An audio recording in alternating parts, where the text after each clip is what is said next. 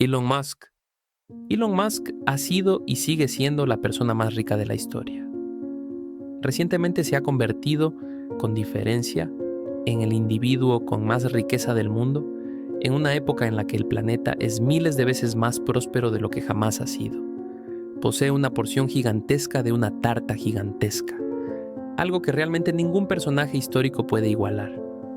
De acuerdo, ya puedo escuchar los teclados furiosos escribiendo "y Rockefeller", y Mansa Musa, los Rothschild, Augusto, o ese tipo al que Citibank le transfirió $81 billones la semana pasada. Bueno, ¿qué hay de ellos? Si usamos los métodos tradicionales de calcular la riqueza neta, ninguno de ellos realmente se compara con Musk. Él solo posee más riqueza que toda la economía mundial de hace apenas unos cientos de años. Pero quizás esto no sea del todo justo. A este nivel, la propia definición de riqueza se vuelve algo abstracta.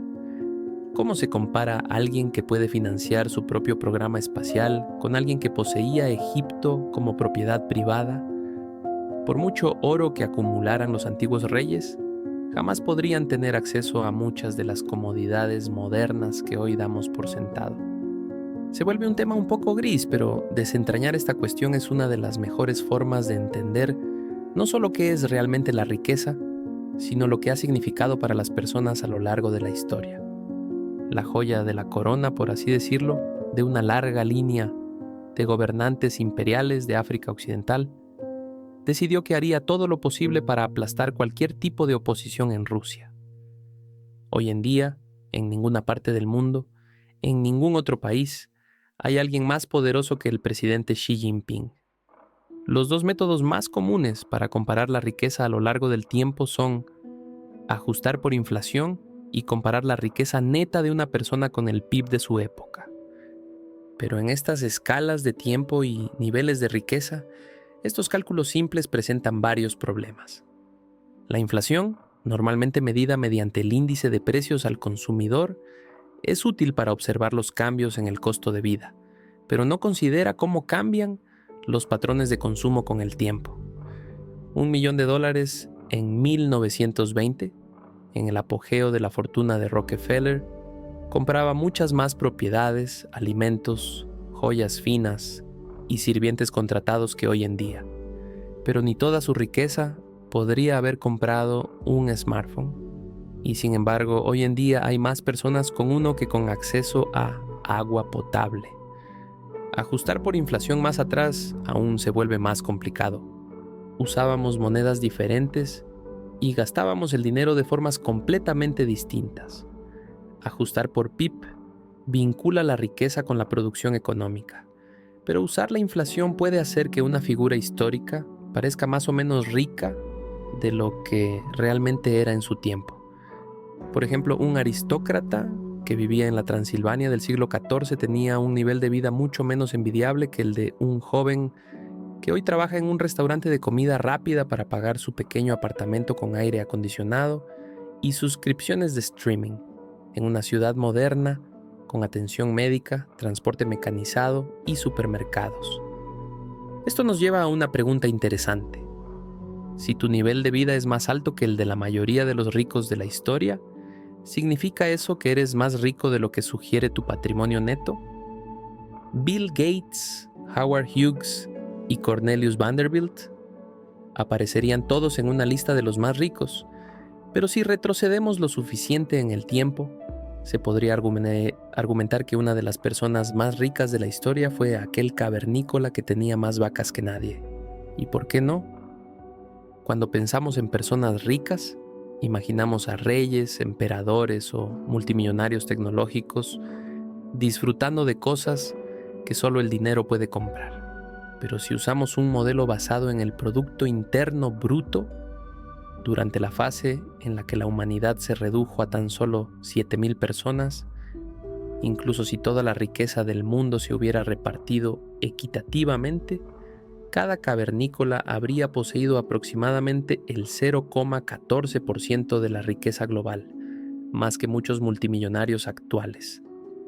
Pero nadie en su sano juicio afirmaría que aquellas eran las personas más ricas de la historia. En realidad, acumular riqueza en la edad de piedra era extremadamente difícil. Los alimentos se echaban a perder, las herramientas se rompían y el acceso a tierra fértil o agua dulce nunca estaba garantizado. Si piensas que has vivido un mercado volátil, imagina perder lo poco que tenías cuando llegó la edad de hielo. Sí, es un ejemplo absurdo que lleva este tipo de ajuste histórico al extremo. Pero entonces, ¿dónde trazamos la línea para que estas comparaciones tengan sentido? Jamás tanta riqueza ha dependido de tan pocos bienes tangibles, especialmente bienes con una vida útil tan corta. Y sin embargo, en nuestra era moderna, hemos llegado a ver la riqueza como algo intangible. Está en acciones, criptomonedas, valores y un patrimonio neto que puede vivir más allá de nuestra propia existencia. Eso significa que uno puede ser considerado rico sin tener nada físico. Todo esto nos lleva a una conclusión. Determinar qué califica a alguien como rico depende mucho del modelo económico en el que vivía y del modelo que ayudó a crear. Por eso Mansa Musa no fue una de las personas más ricas de la historia. Ya es hora de aceptar que el 10º rey del imperio de Malí es una respuesta errónea típica del efecto Dunning-Kruger. Aún así, hay que decir que su reinado entre 1312 y 1337 fue opulento, gracias al control de las minas de oro del África Occidental. Los historiadores estiman que Mansa Musa controlaba el 50% del oro mundial en ese momento, lo que ha llevado a algunos a calcular su riqueza ajustada por inflación en $400,000 millones. También recaudaba impuestos sobre bienes como la sal y los esclavos en las rutas comerciales transsaharianas. Sin embargo, citarlo como la persona más rica de todos los tiempos es problemático, ya que su riqueza no puede contarse por completo debido al escaso desarrollo económico de su época. Así que esos $400,000 millones son meramente especulativos. Su fortuna estaba atada a una economía premoderna basada en la extracción de recursos, no en sistemas financieros o industriales. De hecho, era tan subdesarrollada y frágil que accidentalmente la colapsó con su propia generosidad. En 1324 viajó a la Meca con una caravana de 60,000 personas, incluidos 12,000 esclavos y 100 camellos cargados de oro. Repartió tanto oro a lo largo del camino que provocó una inflación masiva en Egipto y otras regiones. Cuando llegó el momento de regresar, tuvo que pedir préstamos a tasas de interés altísimas, solo para estabilizar las mismas economías que él mismo había alterado. Al final, la fortuna de Mansa Musa desapareció cuando perdió el control de las minas de oro frente a potencias rivales, del siglo XVI como el Imperio Songhai y los invasores marroquíes, sin mencionar la llegada de exploradores europeos siguiendo la ruta del oro. Ese es un rango bastante amplio, así que resulta más comprensible al saber que su fortuna equivalía al presupuesto anual completo del Imperio Romano. Hoy en día, los bienes raíces son una forma común de acumular dinero, pero en aquel entonces, Casio fue un verdadero pionero. Ayudó mucho que naciera en una familia adinerada, aunque perdió gran parte de su herencia durante las purgas políticas, cuando fue exiliado. Apoyó a Sila durante la Guerra Civil de Roma, lo cual le permitió reconstruir su fortuna una vez que su bando salió victorioso. Primero compró propiedades confiscadas a los enemigos de Sila a precios bajísimos. Luego perfeccionó su estrategia de venta de emergencia. Cada vez que una casa se incendiaba, enviaba a su brigada privada de bomberos, compraba la estructura carbonizada por una fracción de su valor y la reconstruía. Podría decirse que fue el primer revendedor de casas de la historia. Entrenó a sus esclavos para administrar sus propiedades, ya que entendía que contar con trabajadores confiables era clave para mantener un imperio inmobiliario. Pero fue un paso más allá. Utilizó su dinero para financiar a un político poco conocido en ese entonces, llamado Julio César. Ese fue el segundo caballo ganador al que apostó, lo que ató su fortuna aún más profundamente al destino de la política romana.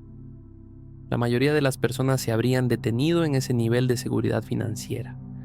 Pero Ocasio también marcó tendencia en algo más, que para los ricos nunca es suficiente. Financió su propia y desastrosa carrera militar al invadir Partia en el año 53 a.C. Tal vez debió haberse quedado apagando incendios en lugar de provocarlos, porque su derrota terminó, según la leyenda, con los partos vertiéndole oro fundido por la garganta para saciar su codicia. Quizás el destino habría sido distinto si hubiera tenido la oportunidad de aprender sobre bienes raíces de Alano el Rojo. Aunque también se lo conocía como Alano Rufus, la historia lo recuerda por ser uno de los individuos más ricos de toda la Inglaterra medieval. Durante su vida representaba el 7% del PIB de Inglaterra, con una fortuna ajustada por inflación que ronda los 194.000 millones de dólares. Todo se remonta a las tierras que le otorgó Guillermo el Conquistador tras la exitosa conquista normanda de 1066. Una de esas propiedades fue el honor de Richmond, que se convirtió en uno de los terrenos más valiosos del país. Pero no habría sido nada si Alano Rufus no hubiera aprendido a ser un buen terrateniente. Era un noble bretón y pariente cercano de Guillermo, fundamental para consolidar el control normando en regiones rebeldes como Yorkshire. Como recompensa por su lealtad y servicio militar, recibió enormes extensiones de tierra anglosajona confiscada, incluyendo propiedades que pertenecieron a la esposa del rey Haroldo.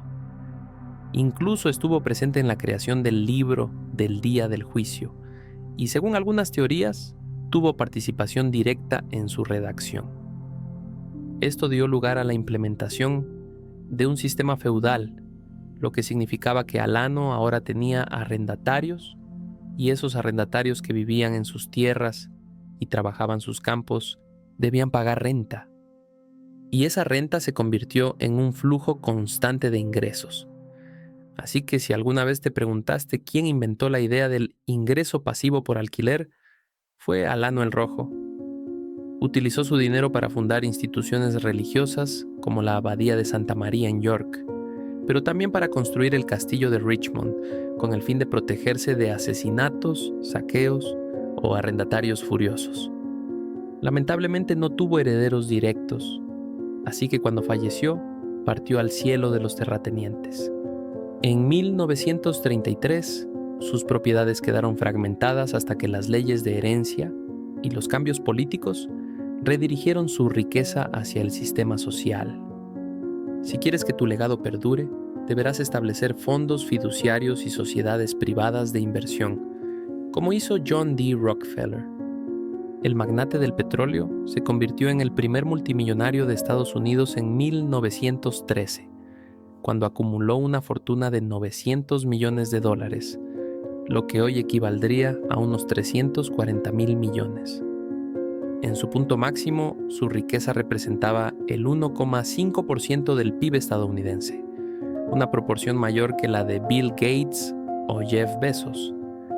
Toda su inmensa fortuna provenía del control sobre Standard Oil, que fundó en 1870. En su apogeo, esta empresa controlaba el 90% de la producción y distribución de petróleo en Estados Unidos. Pero no llegó ahí solo por la calidad de su producto. Este varón ladrón formó una alianza secreta con compañías ferroviarias para perjudicar a sus competidores. Les cobraban más por el transporte o retrasaban deliberadamente sus envíos. Una jugada bastante turbia para alguien que creció en un hogar profundamente religioso. Aunque por otro lado su padre fue un estafador notorio que solía engañar a sus propios hijos para enseñarles lecciones sobre negocios. Irónicamente, Rockefeller se volvió aún más rico cuando el gobierno estadounidense desmanteló su monopolio en 1911. La empresa fue dividida en 34 entidades más pequeñas, incluyendo Exxon, Mobil y Chevron, y al operar de forma independiente, el valor de sus acciones aumentó. Como era de esperarse, Rockefeller tenía importantes participaciones en estas nuevas compañías, lo cual incrementó aún más su riqueza. Así que, Aunque era un hombre austero y reconocido filántropo, en realidad nunca perdió su fortuna. Aunque el apellido Rockefeller no figura entre los primeros puestos de la lista Forbes, su riqueza ha sido protegida a través de una red de fideicomisos y empresas privadas que el público no puede ver. La idea de controlar múltiples compañías bajo una sola estructura legal se ha vuelto un modelo común entre los ultra ricos, lo cual explica por qué es imposible saber exactamente cuánto de su fortuna aún existe hoy. Lo único visible para el público es cómo este magnate petrolero estableció una tendencia, la de los multimillonarios que exhiben su lado caritativo. Pero incluso su fama y misterio no se comparan con la dinastía Rothschild. Tanto historiadores como teóricos de la conspiración coinciden en que esta familia ha sido una de las más ricas e influyentes de la historia moderna. Todo gracias a una fortuna privada distribuida entre los miembros del clan, que según algunas estimaciones llegó a alcanzar los $1.200 millones. Aunque esa cifra sigue siendo materia de debate. Los Rothschild han utilizado estructuras privadas para mantener en secreto el valor exacto de su patrimonio. Pero el simple hecho de que esta familia bancaria internacional siga siendo relevante desde la década de 1760 dice mucho sobre el poder que aún poseen. La dinastía fue fundada por Meyer Amschel Rothschild, quien envió a sus 5 hijos a establecer sucursales bancarias en las principales ciudades de Europa. Esta red internacional les permitió operar sin problemas a través de fronteras y amasaron su fortuna mediante prácticas financieras innovadoras como el establecimiento de tipos de cambio, bonos gubernamentales y financiamiento de guerras. Por ejemplo, Nathan Meyer Rothschild desempeñó un papel clave en la financiación de Gran Bretaña durante las guerras napoleónicas. Esto significa que sus fondos ayudaron a asegurar que el ejército del duque de Wellington tuviera los recursos necesarios para derrotar a Napoleón.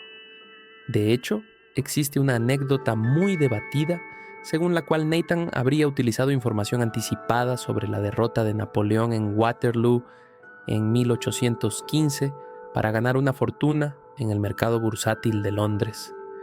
Gracias a ellos, las instituciones bancarias y los intercambios internacionales de divisas se han convertido en una característica esencial de nuestro sistema económico. Pero su influencia va más allá de ser simples prestamistas. También financiaron infraestructuras como el Canal de Suez, lo que les aseguró ingresos pasivos bastante lucrativos. Así que, aunque su fortuna se haya fragmentado con el paso de generaciones, su legado sigue siendo un testimonio del vínculo entre comercio y geopolítica. Sin embargo, cuando se trata de ocultar la riqueza personal a plena vista, se puede decir con justicia que Augusto César fue el campeón, ya que convirtió al antiguo Egipto en su propiedad privada. Puede que haya pasado a la historia como el primer emperador romano, pero también desdibujó los límites entre la riqueza personal y los recursos del Estado. Incluso si su bolsa estaba vacía, todas las carreteras llevaban a él. Algunos cálculos estiman que su patrimonio neto sería equivalente a $4,6 billones actuales. Durante su mandato, hasta el 30% de la producción económica mundial provenía de la riqueza generada por sus vastas tierras dentro del Imperio Romano. Buena parte de esta riqueza se concentraba en Egipto, tras su anexión.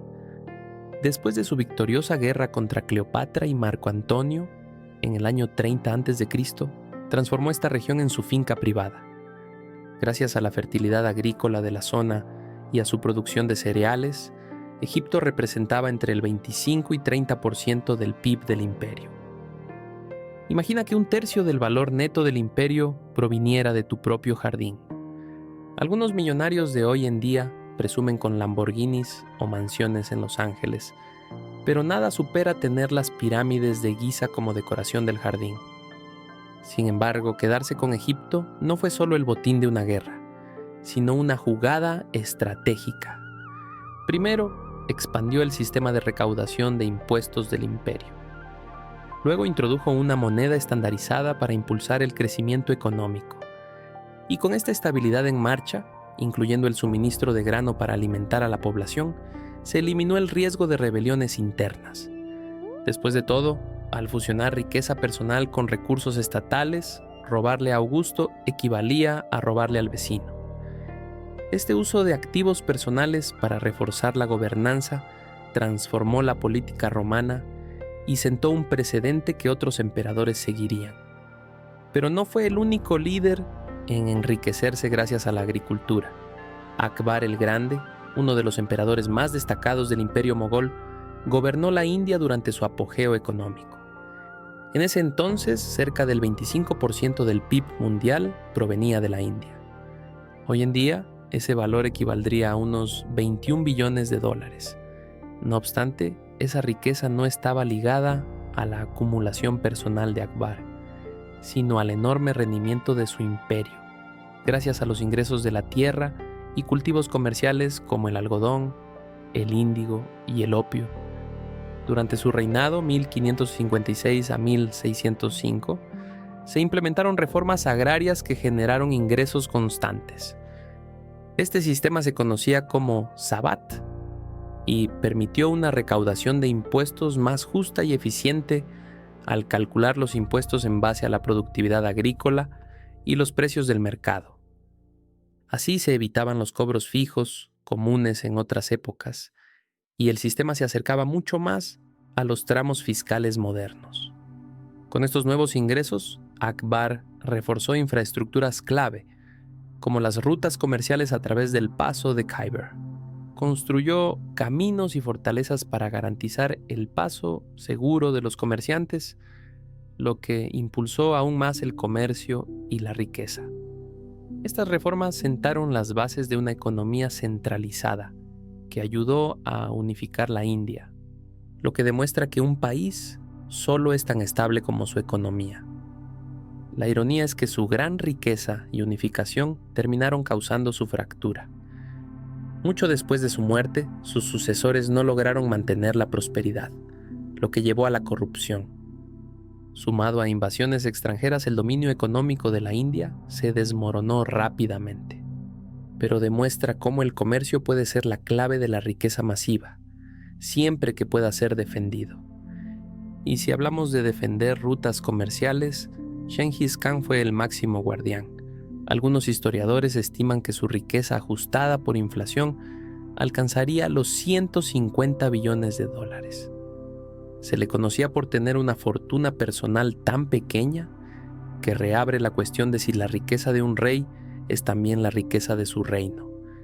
Khan nació en 1162 en condiciones humildes, pero alcanzó la fama al unir a las tribus mongolas bajo su fuerte liderazgo. En su apogeo, el imperio mongol abarcaba más de 9,27 millones de millas cuadradas, incluyendo territorios de lo que hoy es China, Rusia, Persia y Europa del Este. Pero cada vez que aseguraba botines en sus campañas de expansión, Khan no llenaba su propia bolsa, sino que redistribuía estos recursos dentro del imperio, comprendiendo que era mejor financiar sus proyectos que satisfacer lujos personales. Vivía en yurtas portátiles en lugar de palacios y prefería reforzar la infraestructura vital, como las carreteras, sistemas postales y certificados de protección especial. Estos certificados, conocidos como pasaportes dorados, garantizaban a los comerciantes refugio seguro en las rutas comerciales del imperio. Con solo mostrar este pasaporte, podían obtener comida, alojamiento y caballos durante sus viajes, todo respaldado por la fuerza y riqueza del imperio mongol. Además, Khan solía adoptar las mejores ideas y conocimientos de sus enemigos vencidos, en lugar de destruirlos por completo. Se puede comparar su estrategia con la de una empresa moderna que adquiere a sus competidores para integrar sus talentos en lugar de eliminarlos. Este enfoque facilitó su expansión sin manchar su reputación de negociador implacable. Era tan respetado que fue enterrado en secreto. La leyenda dice que todos los testigos del funeral fueron ejecutados para preservar la ubicación y se desvió un río para ocultar su tumba para siempre. Todo esto demuestra que Khan se convirtió en una de las personas más ricas de la historia sin siquiera manejar dinero personalmente, ni perseguir posesiones materiales. Eso lo convierte en un pionero en el concepto de activos intangibles. Pero la mejor forma de ocultar la riqueza de un imperio es crear uno en el que el dinero parezca no importar. Joseph Stalin fue otro líder cuyas finanzas personales no se pueden separar del capital estatal. Aunque no fuera rico en papel, en la práctica tenía la última palabra sobre todos los gastos de la Unión Soviética. Nada se gastaba sin su aprobación. Como puedes imaginar, no tenía problemas en gastar en sí mismo. Su patrimonio neto estimado rondaría los 7 billones de dólares. Esto se debe a que la URSS llegó a representar cerca del 10% del PIB mundial en su punto máximo. La mayor parte de esta riqueza provino de los bienes incautados a la antigua familia real rusa. Nicolás II de Rusia fue uno de los monarcas más ricos de la historia, con una fortuna de 300.000 millones de dólares, ligada a 65 millones de hectáreas de tierra, minas de oro, palacios y joyas. Pero la Revolución Rusa de 1917 puso fin a su poder, su fortuna y su vida. Ese dinero se utilizó para financiar el proyecto comunista, así que cuando Stalin asumió el poder en 1924, había recursos suficientes para industrializar la URSS. Gracias a políticas como la colectivización y el plan quinquenal, Stalin transformó a la Unión Soviética en una superpotencia. Esto le dio acceso a todos los recursos mientras promovía la propiedad estatal. Como era de esperarse, el campeón de la igualdad vivía con lujos inalcanzables para los ciudadanos comunes. Tenía teléfonos internos, piscinas, salas de cine privadas, jardines, casas de vacaciones y alimentos, y vinos finos provenientes directamente de las bodegas del último zar. También tenía acceso a tiendas especiales con productos importados como ropa y alimentos gourmet. Por supuesto, si preguntabas a Stalin o a cualquier camarada si el líder de los pueblos era rico, te dirían que estaba más allá de un sistema tan inútil como el capitalismo. Pero siendo él el único que decidía cuánto se podía gastar, es justo decir que era al menos un multimillonario en teoría. Aunque claro, en el comunismo todo solo funciona en teoría. Y con todos estos aspirantes a la persona más rica de la historia, ya debería estar claro quién los supera por mucho. Tener una mayor proporción del PIB no sirve de nada si se vivía en un periodo de menor desarrollo económico. Y no importa cuántas carreteras se construyeron para asegurar rutas comerciales si hoy se puede generar más riqueza en el espacio digital. Por eso, a pesar de todo, es evidente que Elon Musk es la persona más rica que jamás ha existido.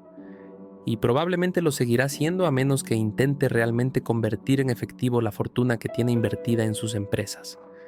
Así que vamos a desglosarlo. En febrero de 2025, el patrimonio neto de Musk se redujo a 349.000 millones de dólares, bajando desde su punto máximo de 486.000 millones, alcanzado en diciembre del año anterior. Esta caída se debe a que las acciones de Tesla perdieron un 27% de su valor, una depreciación tan grande que hundiría a la mayoría de las empresas. Y sin embargo, él sigue en pie, a pesar de que el 60% de su riqueza está ligada a las acciones y opciones de Tesla, lo que hace que su patrimonio neto sea extremadamente volátil y dependa de la confianza de los inversores. Pero eso importa cuando has comprado Twitter y lo has convertido en tu propia plataforma de promoción personal. Nunca antes, un multimillonario había podido influir en la confianza del mercado de esta manera y con tanta inmediatez. Un simple tweet o la aprobación de, por ejemplo, el presidente de los Estados Unidos puede ser suficiente para recuperar pérdidas, atraer capital de riesgo o lanzar una idea al mercado bursátil con éxito. En el mundo de los activos intangibles, Musk juega en una liga diferente. Su primera experiencia con la relación entre el dinero y el Internet fue cuando cofundó PayPal.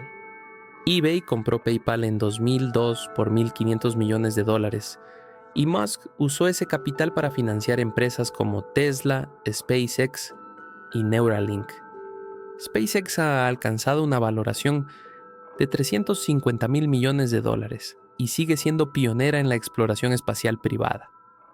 Incluso su compra de Twitter por $44 mil millones en 2022 probablemente no le suponga una pérdida duradera. A pesar de algunas reacciones negativas de los exusuarios, está avanzando en su objetivo de convertirla en una super aplicación, al estilo de las exitosas plataformas chinas. Además, Starlink tiene grandes posibilidades de superar a la familia Ambani en la competencia por el dominio del Internet satelital.